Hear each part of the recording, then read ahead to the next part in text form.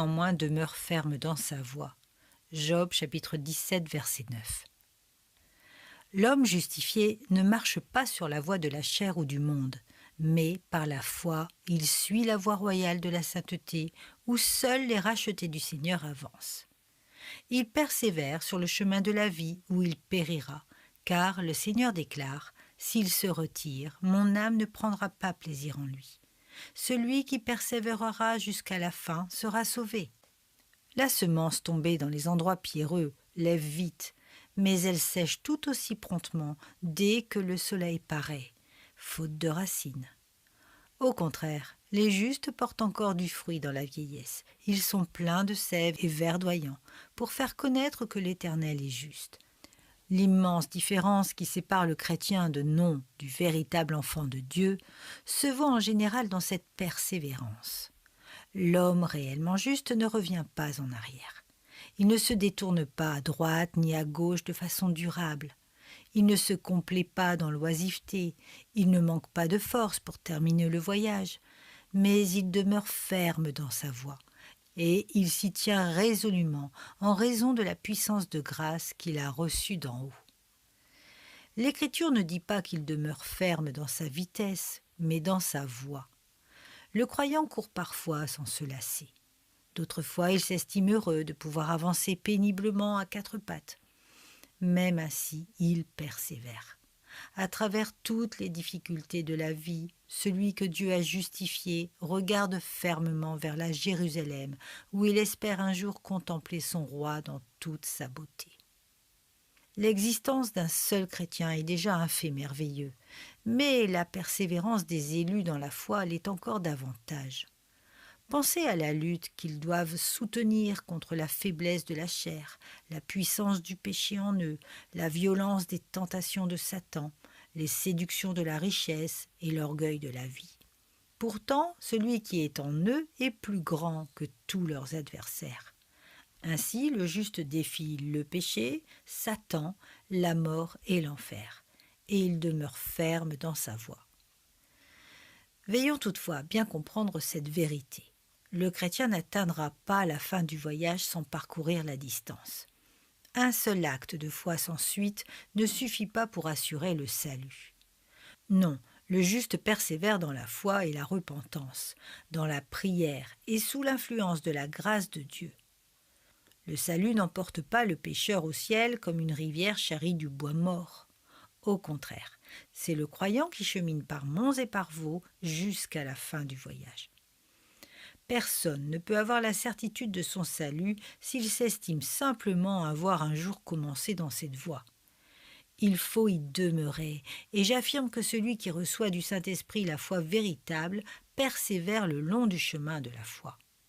Celui qui croira et qui sera baptisé sera sauvé, chose impossible s'il retourne vivre et se complaire dans le péché. Non, la parole s'adresse à vous qui par la puissance de Dieu êtes gardés par la foi pour le salut. Même si, à son grand chagrin, le croyant commet de nombreux péchés, dans l'ensemble, sa vie se caractérise par la sainteté et par une marche dans la voie de l'obéissance. Je rejette la doctrine détestable selon laquelle quiconque a un jour cru en Jésus sera sauvé, même s'il abandonne totalement la voie de l'obéissance. Si l'homme croit véritablement en Christ, il ne vivra pas selon la volonté de la chair. Ses chutes dans le péché l'attristent profondément et il ne se repose pas avant d'être lavé de sa culpabilité. Mais voici la caractéristique du vrai croyant. S'il pouvait vivre selon le désir de son cœur, il mènerait une vie parfaite. « Ah, si seulement je pouvais vivre comme il me plaît !» s'exclame-t-il, « car je désire vivre sans jamais pécher et être parfait comme l'est mon Père céleste. » Dieu s'est choisi un peuple pour la vie éternelle. La rédemption effective de ce peuple garantit aussi le salut final des rachetés. Leur appel à salut se lie à leur justification, qui, elle, conduit à leur glorification. Vous ne pouvez pas prendre l'un des maillons de la chaîne de la grâce sans adopter les autres. Comme tout le monde n'accepte pas ces vérités, allons à la loi et au témoignage pour y voir les preuves de cette persévérance. L'Écriture lance un grand nombre d'avertissements contre l'apostasie. Peuvent-ils avoir un sens s'il est vrai que le juste demeure ferme dans la foi? Oui, car Dieu s'en sert pour garder son peuple dans le droit chemin et pour susciter une crainte respectueuse dans l'esprit de ses enfants. Ces mises en garde deviennent ainsi le moyen d'empêcher le mal qu'elle dénonce. L'Épître aux Hébreux contient les mises en garde les plus solennelles, mais l'auteur prend grand soin de montrer qu'il n'en croit pas ses correspondants capables. Par exemple, après avoir écrit « Il est impossible que ceux qui ont été une fois éclairés et qui sont tombés soient encore renouvelés et amenés à la repentance », il ajoute « Bien-aimés, nous attendons, pour ce qui vous concerne, des choses meilleures et favorables au salut. » Il revient à la charge au chapitre suivant. Ceux qui auront outragé l'esprit de la grâce recevront un châtiment plus sévère que ceux qui ont violé la loi de Moïse. Mais il termine avec ces paroles. Nous ne sommes pas de ceux qui se retirent pour se perdre, mais de ceux qui ont la foi pour sauver leur âme. Il montre ainsi les conséquences de l'apostasie tout en étant convaincu que ses lecteurs ne s'engageront pas dans cette voie funeste. L'examen des exemples d'abandon de la foi rapportés dans la parole de Dieu montre que ces personnes avaient professé la foi en Christ sans jamais réellement posséder la vie éternelle. Jean les décrit clairement. Ils sont sortis du milieu de nous, mais ils n'étaient pas des nôtres, car s'ils avaient été des nôtres, ils seraient demeurés avec nous. Mais cela est arrivé afin qu'il soit manifeste que tous ne sont pas des nôtres. De même, pour les sarments retranchés et jetés au feu parce qu'ils ne portent pas de fruits, comment peuvent-ils être de véritables chrétiens s'ils ne portent pas de fruits? Vous les reconnaîtrez à leurs fruits. Le sarment fertile est taillé, mais jamais retranché. Le sarment stérile n'est pas le chrétien charnel, mais il illustre bien le croyant de nom seulement. Beaucoup de ceux qui disent « Seigneur, Seigneur » entendront Jésus leur dire au jour du jugement « Je ne vous ai jamais connu ». Remarquez bien qu'il ne leur dit pas « Je ne vous connais plus ». Pierre parle des enfants de Dieu, comme ayant été régénérés par une semence incorruptible, la parole vivante et permanente de Dieu. La vie qu'ils ont reçue du Saint-Esprit à la nouvelle naissance n'est pas soumise à la mortalité. C'est une puissance divine, éternelle et incorruptible, dont le processus vivra éternellement, étant à jamais ce que l'Esprit l'a créé par la régénération. Quiconque est né de Dieu ne pratique pas le péché parce que la semence de Dieu demeure en lui, et il ne peut pécher parce qu'il est né de Dieu. La vie du chrétien ne s'oriente pas vers le péché, mais elle le combat et s'y oppose, car un principe de vie l'habite, qui ne peut pas pécher. La vieille nature lutte contre cette vie nouvelle, mais celle-ci prévaut, de sorte à empêcher le chrétien de vivre habituellement dans le péché. Le Seigneur dit à la Samaritaine, « Celui qui boira de l'eau que je lui donnerai n'aura jamais soif. Et l'eau que je lui donnerai deviendra en lui une source d'eau qui jaillira jusque dans la vie éternelle. » Je me réjouis de voir Jésus enseigner cette vérité à une femme pécheresse et ordinaire, lors même de son premier contact avec elle. J'en déduis que ce n'est pas à nous de la réserver à une petite élite d'initiés. Nous devons la proclamer simplement à tous et la regarder comme un privilège merveilleusement béni. Cette grâce communiquée à l'âme par le Seigneur Jésus, tout comme la bonne part choisie par Marie, ne sera point ôtée, mais elle jaillira comme une source d'eau vive. Nous savons que la vie nouvelle se lie étroitement à la foi. Or, la foi elle-même revêt un caractère conquérant. Tout ce qui est né de Dieu triomphe du monde, et la victoire qui triomphe du monde, c'est notre foi. Qui est celui qui a triomphé du monde, sinon celui qui croit que Jésus est le Fils de Dieu? Cette vie nouvelle reçue de Dieu est un principe victorieux, invincible, comme la foi qui en est le signe extérieur. Le juste demeure ferme dans sa voie, et il ne mourra jamais, puisque Dieu a implanté en lui cette vie merveilleuse en l'appelant des ténèbres à son admirable lumière, en le régénérant pour une espérance vivante par la résurrection de Jésus-Christ. L'Esprit éternel demeure en lui. En expliquant l'Évangile à Nicodème, Jésus souligne ce caractère éternel de la vie reçue par la foi.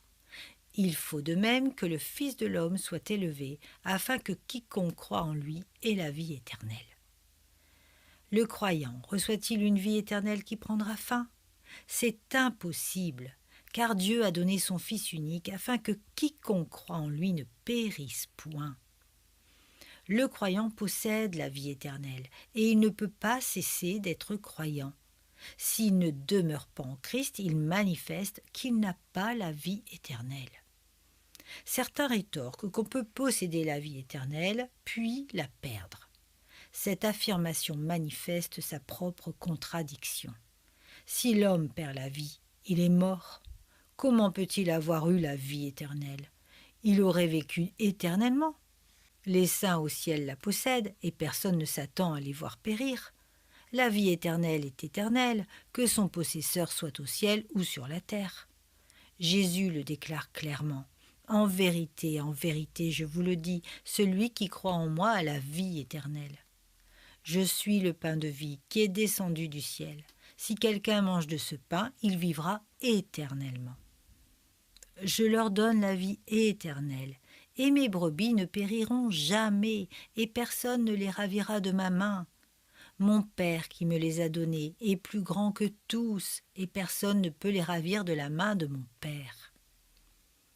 Ainsi, Jésus tient ses enfants en sécurité dans sa main puissante.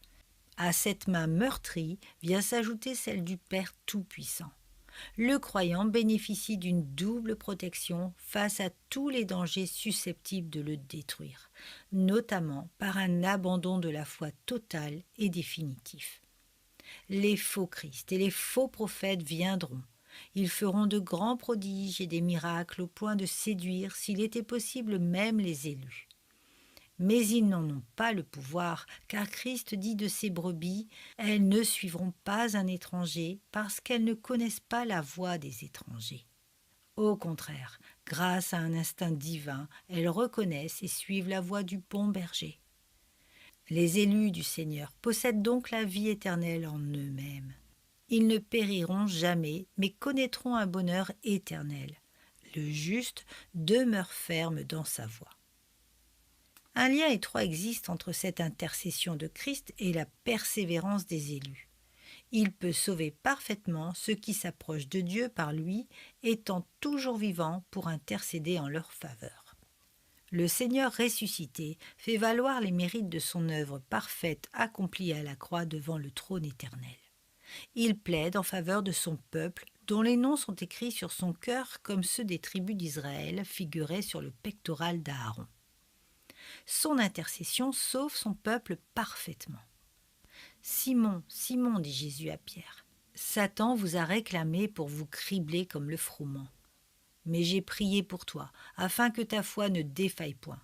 Et toi, quand tu seras revenu, affermis tes frères. » Son intercession n'évite pas les épreuves ou les tentations à son peuple, ni les tribulations de toutes sortes, ni même dans une certaine mesure le péché et le chagrin, mais elle les garde d'un abandon total et définitif de la foi. Par la grâce de Dieu, Pierre lui-même, dont le reniement ne cadrait pas avec la teneur générale de sa vie, demeura ferme dans sa voie. À cette occasion et lors de maintes autres chutes, il avait un avocat auprès du Père, Jésus-Christ le juste. Si vous désirez savoir comment Jésus intercède, lisez sa prière sacerdotale. « Lorsque j'étais avec eux dans le monde, je les gardais en ton nom. J'ai gardé ce que tu m'as donné, et aucun d'eux ne s'est perdu, sinon le fils de perdition, afin que l'écriture soit accomplie. » L'apôtre Judas fut perdu, mais il ne faisait pas partie des brebis. Il professait la foi pendant un temps, mais il ne possédait pas la vie éternelle. Sinon, il aurait persévéré. Le Seigneur garde les siens par sa parole et par son esprit, et il continuera à le faire jusqu'à la fin. Si le Père exauça la prière que Jésus lui adressa sur cette terre, à combien plus forte raison répondra-t-il à celle qui s'élève à présent depuis le trône éternel? Ni la terre, ni l'enfer ne m'effraient, car l'intercession vivante de mon Seigneur a le pouvoir de garder les siens. L'apôtre Paul déclare « Je sais en qui j'ai cru, et je suis persuadé qu'il a la puissance de garder mon dépôt jusqu'à ce jour-là. » Ce verset signifie littéralement « Je connais celui auquel j'ai cru ». Jésus, son amour et sa fidélité, la puissance de son expiation et de son intercession. Ayant donc remis son âme à Jésus par un acte de foi, Paul se sent en sécurité. Ayant aimé les siens qui étaient dans le monde, Jésus mit le comble à son amour pour eux.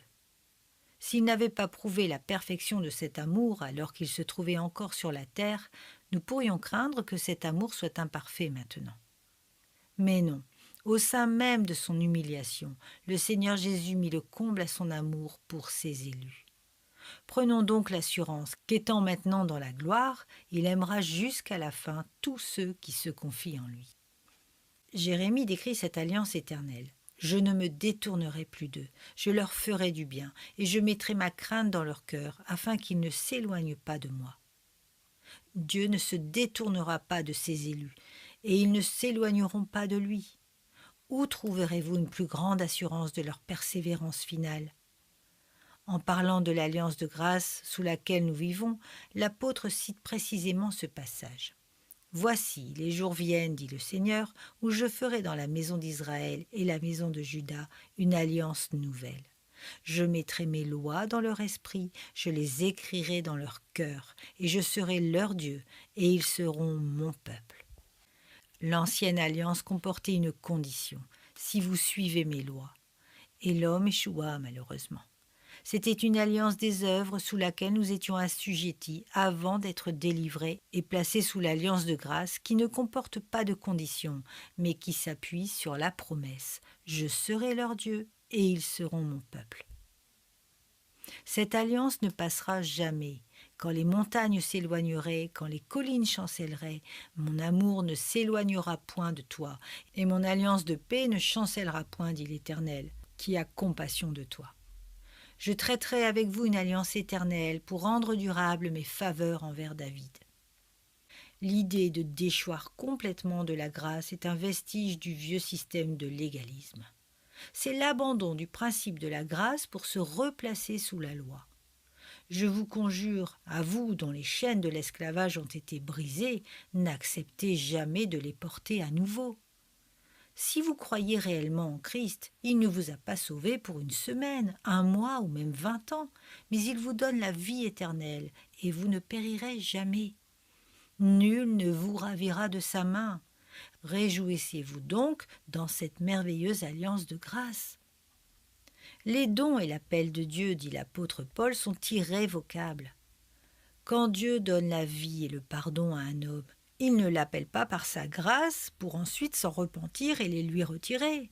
Il étend son bras pour sauver, et il ne le retire pas avant d'avoir complètement achevé son œuvre de salut. « Je suis l'Éternel, déclare-t-il, je ne change pas, et vous, enfants de Jacob, vous n'avez pas été consumés. Celui qui est la force d'Israël ne ment point et ne se repent pas. » L'apôtre cherche à fonder la certitude de notre persévérance sur la fidélité de Dieu. Il vous affermira aussi jusqu'à la fin, pour que vous soyez irréprochables au jour de notre Seigneur Jésus-Christ. Dieu est fidèle, lui qui vous a appelé à la communion de son Fils Jésus-Christ, notre Seigneur. Celui qui vous a appelé est fidèle, et c'est lui qui le fera. De toute éternité, Dieu a décidé de sauver le peuple qu'il donna à Christ. Il n'a jamais changé de dessein, car, dit Jésus, la volonté de celui qui m'a envoyé, c'est que je ne perde aucun de tous ceux qu'il m'a donnés, mais que je les ressuscite au dernier jour. Beaucoup d'autres passages encore montrent que la fidélité de Dieu assure la protection éternelle de son peuple. Je me contenterai de présenter quelques passages bibliques à votre esprit. De loin l'Éternel se montre à moi, je t'aime d'un amour éternel, c'est pourquoi je te conserve ma bonté. S'il ne nous avait pas aimés d'un amour éternel, il ne nous aurait jamais attirés à lui, et grâce à cet amour éternel, sa bonté dure pour l'éternité. L'apôtre Paul reprend la même idée. À plus forte raison donc, maintenant que nous sommes justifiés par son sang, serons-nous sauvés par lui de la colère. Car si lorsque nous étions ennemis, nous avons été réconciliés avec Dieu par la mort de son Fils, à plus forte raison, étant réconciliés, serons-nous sauvés par sa vie. Ce passage utilise chaque mot avec force. Si le Seigneur s'est réconcilié à des ennemis par sa mort, ne sauvera-t-il pas ses amis par sa vie ? Il n'abandonnera jamais ceux qu'il a aimés d'avance, car il les a aussi prédestinés à être semblables à l'image de son Fils.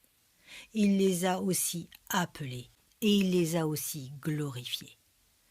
La chaîne qui relie la justification à la glorification ne peut pas se rompre. Qui accusera les élus de Dieu ? C'est Dieu qui justifie. Qui les condamnera ? Christ est mort. Bien plus, il est ressuscité, il est à la droite de Dieu et il intercède pour nous. Ni la mort, ni la vie, assure Paul, ni les anges, ni les dominations, ni les choses présentes, ni les choses à venir, ni les puissances, ni la hauteur, ni la profondeur, ni aucune autre créature ne pourra nous séparer de l'amour de Dieu manifesté en Jésus-Christ notre Seigneur. Je suis persuadé, dit-il encore, que celui qui a commencé en vous cette bonne œuvre la rendra parfaite pour le jour de Jésus-Christ. Dieu n'a pas l'habitude d'abandonner l'ouvrage. Il donne la grâce et la gloire. Ce privilège merveilleux revêt une importance toute particulière. Christ peut-il dissoudre cette union ? L'époux céleste a-t-il déjà envoyé une lettre de divorce et répudié une seule âme élue à laquelle il s'était uni par les liens de la grâce ? Écoutez sa promesse. Je serai ton fiancé pour toujours. Je serai ton fiancé par la justice, la droiture, la grâce et la miséricorde. Je serai ton fiancé par la fidélité, et tu reconnaîtras l'Éternel. Nous sommes membres de son corps, il est la tête, ses membres pourriraient-ils ? Christ subira-t-il une amputation ? Étant membres de son corps, jamais nous ne serons séparés de lui. Celui qui s'attache au Seigneur est avec lui un seul esprit. Et cette union mystérieuse et merveilleuse ne tolère pas même l'éventualité d'une séparation. Celui qui nous a fermis avec vous en Christ et qui nous a oints, c'est Dieu, lequel nous a aussi marqués d'un sceau et a mis dans nos cœurs les arts de l'esprit. Comment la présence du Saint-Esprit serait-elle le gage de notre salut final si nous ne parvenions pas à l'héritage ? En lui, vous aussi, après avoir entendu la parole de la vérité, l'évangile de votre salut, en lui vous avez cru, et vous avez été scellés du Saint-Esprit qui avait été promis, lequel est un gage de notre héritage, pour la rédemption de ceux que Dieu s'est acquis pour célébrer sa gloire. Sa présence nous assure qu'il gardera notre âme, rendra aussi la vie à notre corps mortel, et nous fera comparaître devant la gloire de sa face au dernier jour. Si je devais traverser le pays du nord au sud avec mon si grand poids et la seule aide de mes jambes chancelantes, je commencerais à désespérer. La première journée à elle seule aurait raison de moi. Mais si une assurance divine m'affirmait « tu demeureras ferme dans ta voie et tu parviendras à ta destination », je pense que je rassemblerai toutes mes forces pour continuer. La certitude de parvenir au but arme de courage.